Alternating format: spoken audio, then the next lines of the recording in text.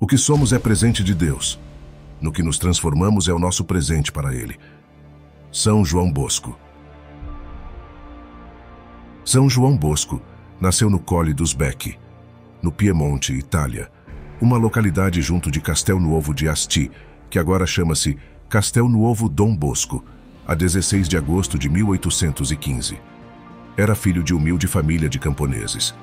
Órfão de pai aos 2 anos, viveu sua mocidade e fez os primeiros estudos no meio de inumeráveis trabalhos e dificuldades. Desde os mais tenros anos, sentiu-se impelido para o apostolado entre os companheiros. Sua mãe, que era analfabeta, mas rica de sabedoria cristã, com a palavra e com o exemplo, animava-o no seu desejo de crescer virtuoso aos olhos de Deus e dos homens. Mesmo diante de todas as dificuldades, João Bosco nunca desistiu. Durante um tempo foi obrigado a mendigar para manter os estudos. Prestou toda a espécie de serviços. Foi costureiro, sapateiro, ferreiro, carpinteiro e ainda nos tempos livres estudava música. Queria vivamente ser sacerdote. Ele dizia: "Quando crescer, quero ser sacerdote para tomar conta dos meninos. Os meninos são bons. Se há meninos maus, é porque não há quem cuide deles." A divina providência atendeu os seus anseios.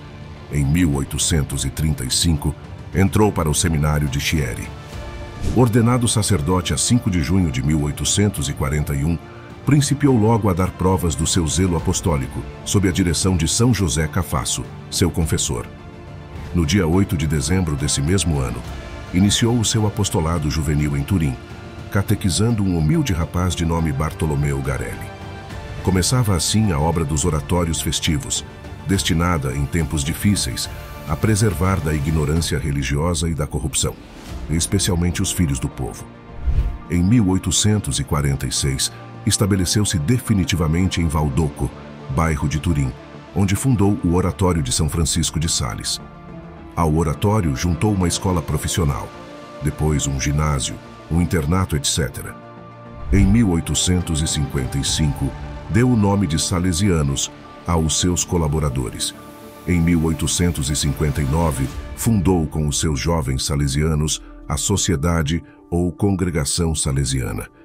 Com a ajuda de Santa Maria Domingas Mazzarello, fundou em 1872 o Instituto das Filhas de Maria Auxiliadora para a educação da juventude feminina. Em 1875, enviou a primeira turma de seus missionários para a América do Sul.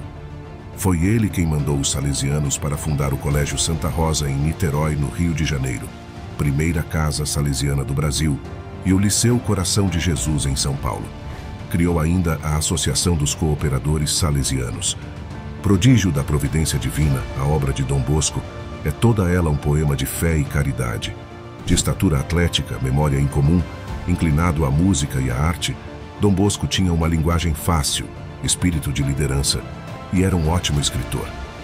Este grande apóstolo da juventude foi consumido pelo trabalho e fechou o ciclo de sua vida terrena aos 72 anos de idade, a 31 de janeiro de 1888, na cidade de Turim.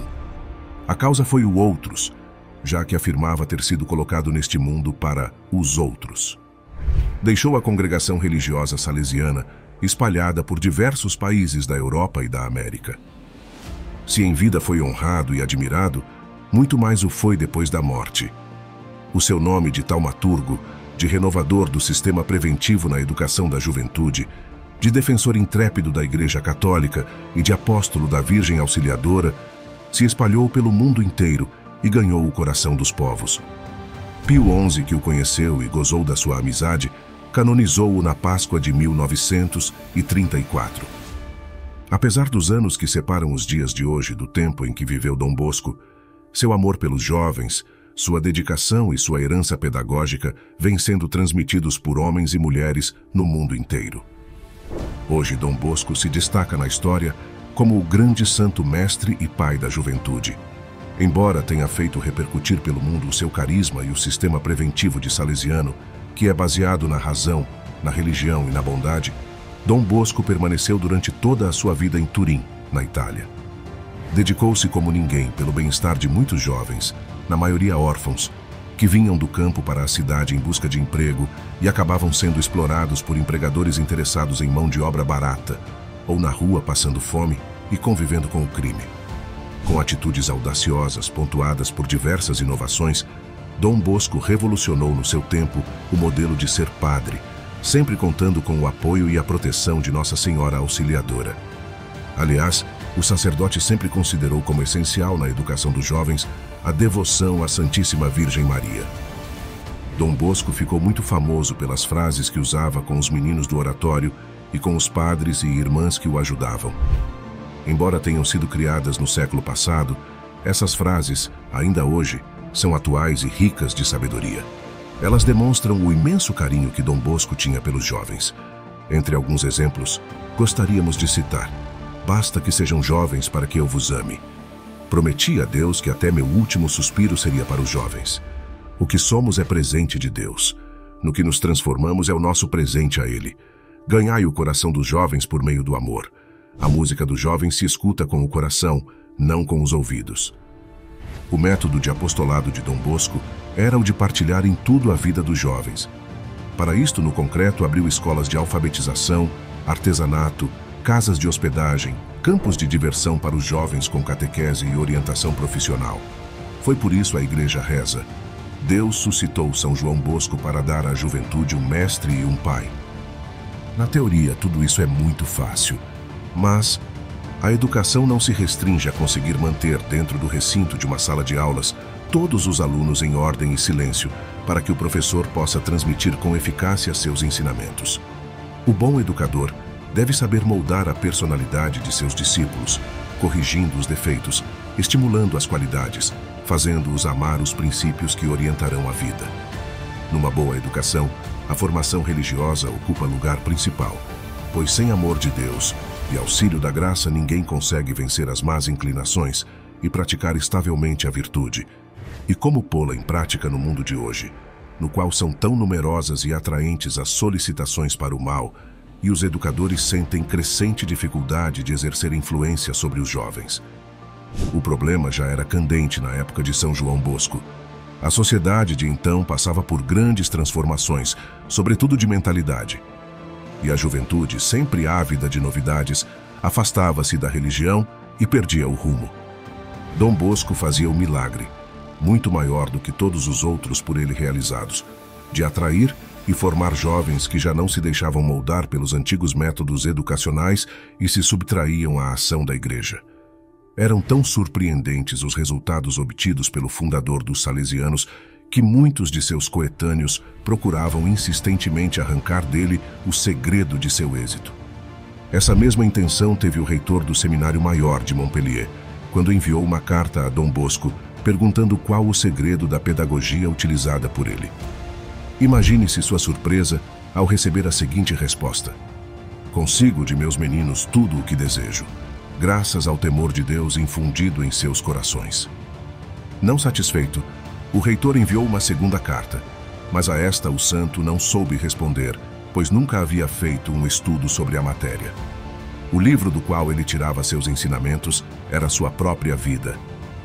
Discorrendo sobre o mesmo assunto com o cardeal Tosti, em Roma, numa manhã de 1858, disse-lhe São João Bosco: veja, eminência, é impossível educar bem a juventude se não se lhe conquista a confiança.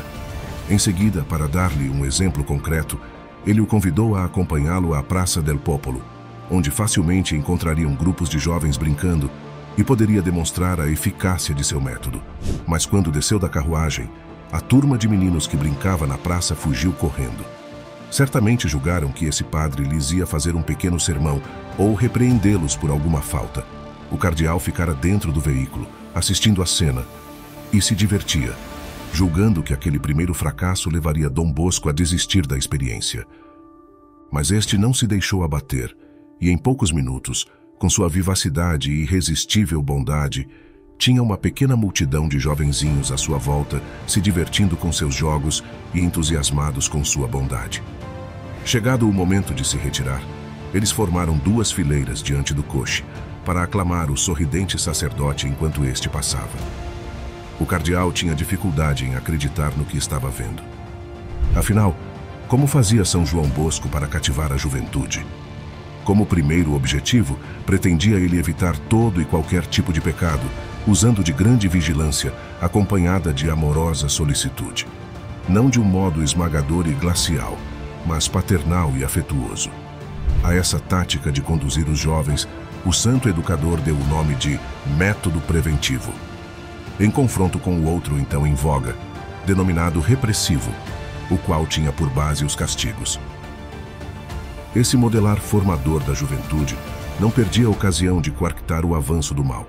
Mesmo nos recreios, seu olhar atento logo conseguia descobrir onde estava a rixa ou de onde provinham palavras reprováveis, e sem demora desfazia a confusão com hábil jovialidade, pois ele era a alma dos divertimentos, como seus alunos testemunhavam. Não raras vezes, ele desafiava todos os meninos, de uma só vez, para uma corrida. Então erguia a batina, contava até 3 e deixava aquela turba de jovens para trás. Dom Bosco sempre chegava em primeiro lugar. Quando já tinha 53 anos, ele ainda deixava os espectadores estupefatos com sua agilidade, pois nunca perdia uma corrida com os alunos do oratório. São João Bosco jamais dava castigos corporais, na convicção de que isso só incitaria os corações à revolta e fecharia a alma do jovem para os conselhos salutares. A maneira pela qual ele repreendia era através de uma palavra fria, um olhar triste, uma mão retraída, ou qualquer outro sinal discreto de desagrado com alguma falta. Mas os resultados demonstravam ser extremamente eficaz essa forma de correção. Certa noite, logo após as orações, Dom Bosco queria dirigir aos meninos algumas palavras benfazejas antes de irem dormir, mas tal era a algazarra que ele não conseguiu obter silêncio. Após alguns minutos de espera, comunicou-lhes: "Não estou contente com vocês, vão dormir.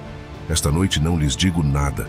A partir desse dia, nunca mais foi necessário usar uma sineta para que os rapazes fizessem silêncio. Poderia, porém, surgir uma dúvida a respeito de tal método. Essa vigilância para evitar o pecado não acabaria por tirar a liberdade ao jovem? A natureza humana é feita para o equilíbrio. Não sufocar a liberdade nem, muito menos, permitir uma indisciplina desenfreada. Essa conjunção, São João Bosco soube fazê-la admiravelmente.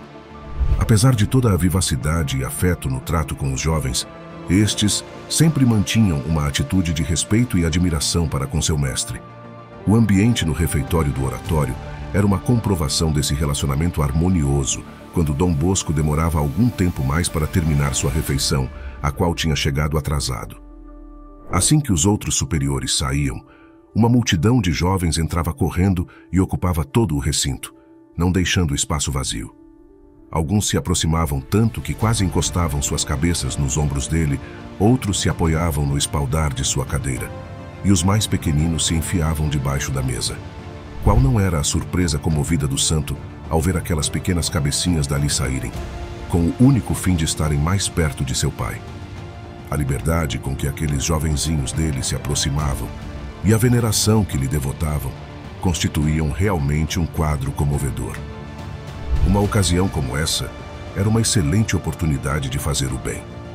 O zeloso sacerdote aproveitava então para contar uma história, dar um bom conselho, fazer perguntas, até que o sino indicasse a hora da oração da noite, ou seja, o fim desse convívio enternecido. Como se vê, a alegria ocupava um grande papel no método educativo de Dom Bosco. Com ela, pretendia o santo tornar a vida leve e criar disposições para os meninos abrirem a alma à influência dele e ao sobrenatural. Um dos meios que utilizava eram os jogos e diversões, dos quais o próprio educador participava. Num desses divertimentos, ele alinhava todos os meninos em uma única fila e lhes recomendava: "Atenção, façam tudo como eu fizer. Quem não fizer como eu faço, sai da brincadeira." Isso dito, começava seu percurso, ora correndo com os braços para o ar, ora fazendo gestos espetaculares, batia palmas, pulava com uma só perna, ameaçava parar numa árvore. Mas logo depois, saía correndo de novo. Desse modo, entretinha e criava um ambiente de alegria para aqueles jovens. Com tais recursos e, sobretudo, com a graça divina, São João Bosco conseguia levá-los a amar a Deus com alegria. Para esse efeito, a música era um instrumento valioso. a ponto de ele dizer que uma casa sem música é como um corpo sem alma.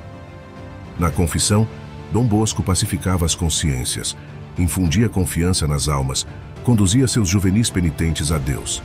Bela descrição dessas confissões nos faz Huysmans, escritor católico do século XIX. Nosso santo, trazendo no semblante a bonomia de um velho vigário do interior, puxava para perto de si o menino que tinha terminado o exame de consciência e, tomando-o pelo pescoço, envolvia-o com o braço esquerdo e fazia o pequeno penitente apoiar a cabeça no seu coração. Não era mais o juiz, era o pai que ajudava os filhos, na confissão tantas vezes penosa das faltas mais pequeninas. Por meio da comunhão frequente, queria São João Bosco fortificar a alma dos jovens contra as investidas infernais. Para ele, a primeira comunhão deveria ser feita o mais cedo possível. Ele dizia: quando um menino sabe distinguir entre o pão comum e o pão eucarístico, quando se acha suficientemente instruído, não é preciso olhar para a idade. Venha logo o Rei do Céu reinar nessa alma. Seguindo os sábios conselhos maternos, Dom Bosco fez da devoção a Maria Santíssima, sob a bela invocação de Maria Auxiliadora, uma coluna da espiritualidade dos salesianos. Se chegares a ser padre, repetia-lhe afetuosamente sua mama Marguerita, propaga sem cessar a devoção a Nossa Senhora. Na realidade, o método preventivo de Dom Bosco é uma forma adaptada às novas gerações e plenamente atual de predispor os jovens para serem flexíveis à ação da graça divina. É ela a verdadeira causa do êxito surpreendente desse grande educador que marcou sua época, até nossos dias, com seu inovador método transmitido a seus seguidores, os sacerdotes salesianos e as filhas de Maria Auxiliadora.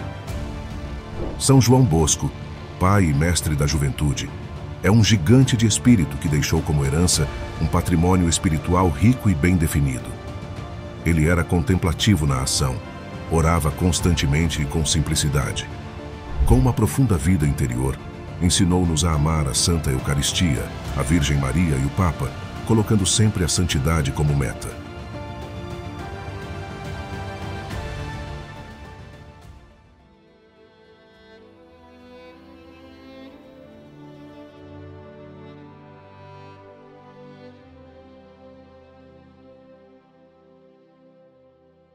Ó São João Bosco, que com tão grande amor e zelo cultivastes as múltiplas formas de ação católica que hoje florescem na Igreja, concedei às suas associações o maior progresso e desenvolvimento.